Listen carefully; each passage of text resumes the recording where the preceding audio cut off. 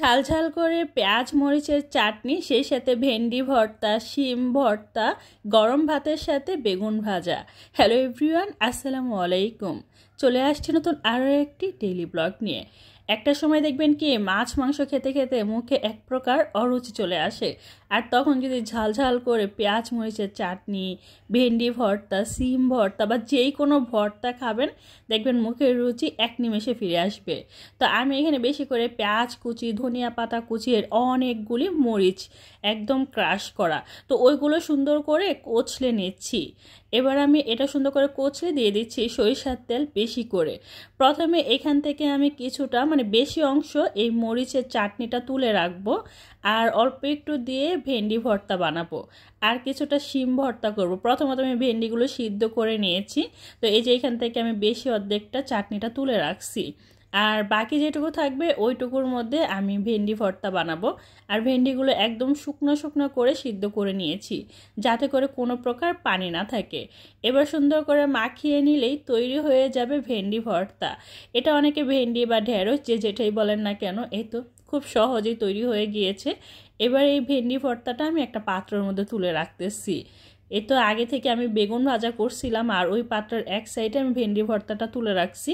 আর এবার যেটা করবো, সিদ্ধ করা শিমগুলো একদম পোড়া পোড়া করে সিদ্ধ করছি, তারপর এগুলো খুব সুন্দর করে ম্যাশ করে নিচ্ছি, একদম ভালোভাবে ম্যাশ করে নিচ্ছি। আর সুন্দর করে ম্যাশ করা হয়ে গেলে ওই যে পেঁয়াজ মরিচ ধনিয়া পাতার যে চাটনিটা আছে না, ওইখান থেকে পরিমাণ মতো নিয়ে নিচ্ছি।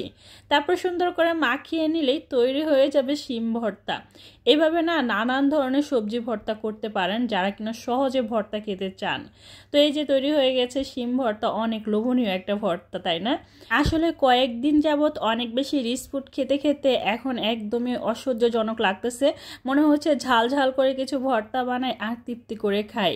আপনারা যারা রেগুলার আমার ভিডিওগুলো দেখতেছেন তারা হয়তো অবশ্যই জানেন যে আমি কয়েকদিন যাবৎ একটা মুসলমানের অনুষ্ঠানে, হোলি খেলা, হলুদ অনুষ্ঠান, সব কিছু মিলিয়ে অনেক বেশি রিচ ফুড খাওয়া হয়ে গিয়েছে। তো সেদিন খুব ইচ্ছে করতেছিল একটু ভর্তা ভাত খাই, তো সেই সাথে আমি বেগুন ভাজাও করে নিয়েছিলাম। গরম গরম ভাত মাটির প্লেটে নিয়েছি, সেই সাথে বেগুন ভাজা, ভেন্ডি ভর্তা, আর হচ্ছে শিম ভর্তা। একদম ঝাল ঝাল করে ভর্তাগুলো বানাইছি, বিশ্বাস করেন এতটাই মজা হয়েছে, আর দেখতেও কিন্তু অনেক বেশি লোভনীয় লাগতেছে। যারা কিনা ভর্তা ভাত পছন্দ করেন তাদের কাছে আমার আজকের ভিডিওটা অনেক বেশি ভালো লাগবে। আর নর্মালি আমার আজকের ভিডিওটা কেমন হয়েছে সেটা কিন্তু অবশ্যই কমেন্ট করে জানাবেন, ঠিক আছে? ভালো লাগলে লাইক কমেন্ট শেয়ার করে দিবেন, চ্যানেলটা সাবস্ক্রাইব করে রাখবেন, আর পেজে লাইক ফলো দিয়ে সবসময় সাপোর্ট করবেন। আচ্ছা, কে কোথা থেকে আমার ভিডিওটা উপভোগ করেন প্লিজ কমেন্ট করে জানাবেন। আপনাদের এই কমেন্টটা আমি সবচেয়ে বেশি লাইক করি। তো আজকে এই পর্যন্তই, সবাই ভালো থাকবেন, আল্লাহ হাফেজ।